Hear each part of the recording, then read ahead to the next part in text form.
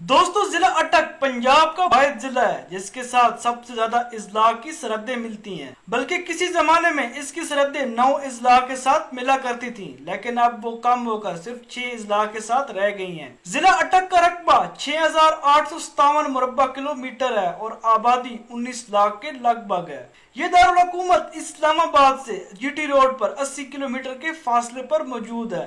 जिला अटक की तारीख को अगर कंगालने की कोशिश की जाए तो इसके डांटे सिंध में कदीम तहजीब के हामिल शहर मोहनजोदड़ो और हड़प्पा से मिलते हैं। 10वीं सदी ईस्वी में इस इलाके पर राजा जयपाल की हुकूमत थी, जिसने एक जंग में महमूद गजनवी से शिकस्त खाकर खुदकशी कर ली थी। जबकि इसके बाद 13वीं सदी ईस्वी में शहाबुद्दीन गौरी को इस इलाके के गखड़ों से वास्ता पड़ा। फिर 16वीं सदी में मुगलिया दौर के बानी ज़हीरुद्दीन बाबर भी इस इलाके में आया। यहाँ जंगजुओं की हुकूमत थी, लेकिन ये मौजूदा शहर अटक नहीं बल्कि वो कदीम शहर जो इसके नवाब में अट्टा खुर्द के नाम से मशहूर था। जबकि इस इलाके को फतह करके हुकूमत करने वाली आखिरी ताजदार सल्तनत बरतानिया थी। बरतानवी दौर में एक अंग्रेज कैम्बल ने वहाँ से जरा हटकर एक नए शहर की बुनियाद रखी, जिसे कैम्बलपुर का नाम दिया गया। लेकिन बाद इस नाम को खत्म करके इसको अटक शहर कहा जाने लगा, जो मौजूदा जिले का सदर मकाम है। अगर हम आज भी इस कदीम शहर अटक, जिसकी बुनियाद अकबर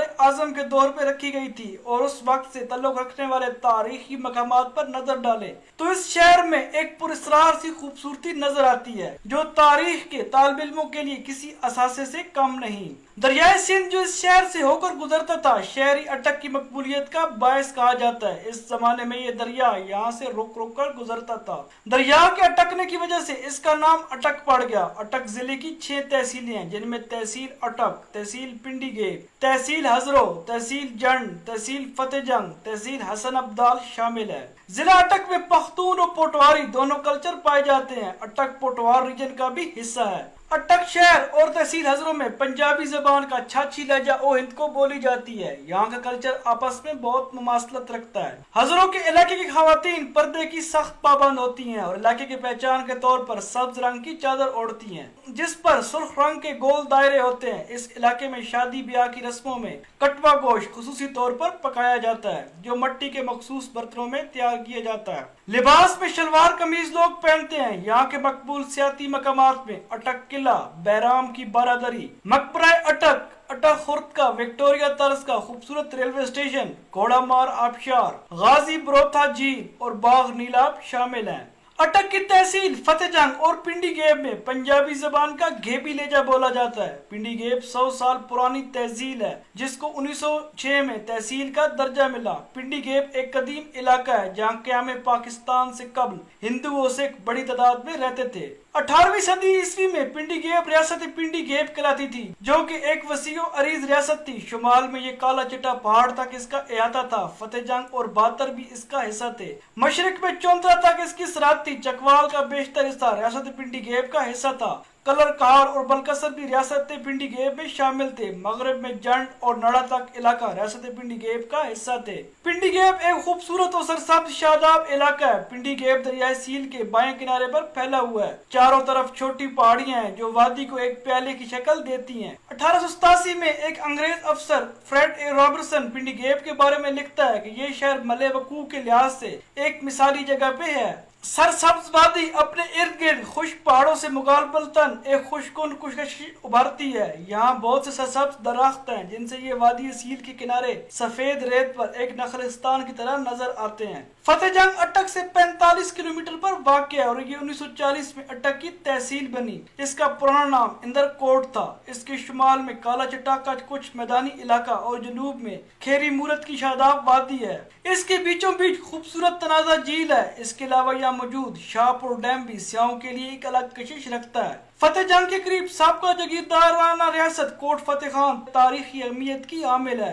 वहाँ की मुगलिया तर्ज की मस्जिद काबिल दीद है। रियासत के नवाब अता मोहम्मद खान पूरी दुनिया में नेजाबाजी की खेल की वजह से पहचाने जाते थे। फतेहजंग की लकड़ी की बनी कंगियां पूरे पाकिस्तान में मकबूल हैं। فتح جنگ کے لوگ اعلیٰ نسل کے بیل پالنے کے شوقین ہیں اور بیل دوڑ اس علاقے کا مقبول ترین کھیل ہے۔ جنڈ تحصیل بین الصوبائی شاہراہ پنڈی کوارڈ روڈ پہ واقع ہے۔ یہاں کے لوگ پنجابی زبان کا جندالی روئی لہجہ بولتے ہیں۔ اس کے علاوہ پشتو بھی بولی جاتی ہے۔ یہاں سے ریلوے لائن کوہاٹ، ہنگو اور ٹال تک جاتی ہے۔ Jand China Pakistan corridor road کا حصہ ہے اور کوہاٹ کو سی پیک سے ملانے کے لیے موٹر وے کو جنڈ سے ہی گزارا جا رہا ہے۔ جنڈ کے مضافات میں بہت سے تاریخی اثرات بکھرے پڑے ہیں، جن میں بسال میں موجود بھگت نارائن داس مندر، تراب میں شیر شاہ سوری کی باولی اور مکھاٹ جیسے قبل از مسیح آباد شہر موجود ہیں۔ جنڈ شہر سے آگے نرڑا کا علاقہ خٹک ساگری قوم کا مسکن ہے، جو اپنی پختون ثقافت کو زندہ رکھی ہوئی ہیں۔ اس علاقے کے ساتھ ساتھ دریائے سواں بہتا ہے، جو اس علاقے کی زراعت میں اہم کردار ادا کرتا ہے۔ سابقہ دور حکومت میں دریائے سواں پہ پنجاب کا سب سے اونچا پل تعمیر کیا گیا۔ جنڈ میں شادی بیاہ کی رسمیں سادہ ہوتی ہیں۔